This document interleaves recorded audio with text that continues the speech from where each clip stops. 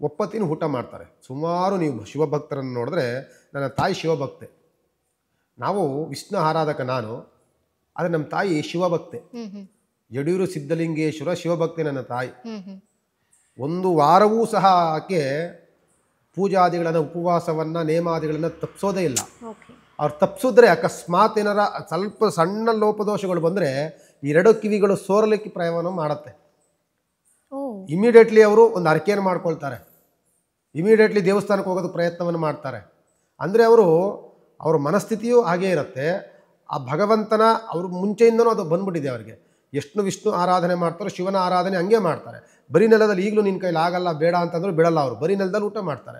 ಅಂದರೆ ಅವರು ಆ ಶಿವನ ಭಕ್ತಿಯಲ್ಲಿ ಅವರು ತಲ್ಲೀನರಾಗಿದ್ದಾರೆ, ಅಲ್ಲಿ ಅವರು ಸಂಪೂರ್ಣವಾಗಿ ಶರಣಾಗತರಾಗಿದ್ದಾರೆ ಶಿವನಿಗೆ ಅಂತ. ಅಂದರೆ ನಿಮಗಲ್ಲಿ ಆಚಾರ ವಿಚಾರಗಳು ಕ್ರಮವಾಗಿ ಮಾಡಬೇಕು. ಅವರು ಒಂದೊತ್ತು ಊಟವನ್ನು ಮಾಡ್ತಾರೆ ಅಷ್ಟೇ, ಬೆಳಗ್ಗೆ ಟಿಫನ್ ಮಾಡೋದಿಲ್ಲ. ಮಧ್ಯಾಹ್ನ ಆಲ್ಮೋಸ್ಟ್ 3 ಗಂಟೆ ಗೋಧೂಳಿ ಸಮಯ ಬಂದ ಟೈಮಲ್ಲಿ ಊಟ ಮಾಡಿಬಿಟ್ಟು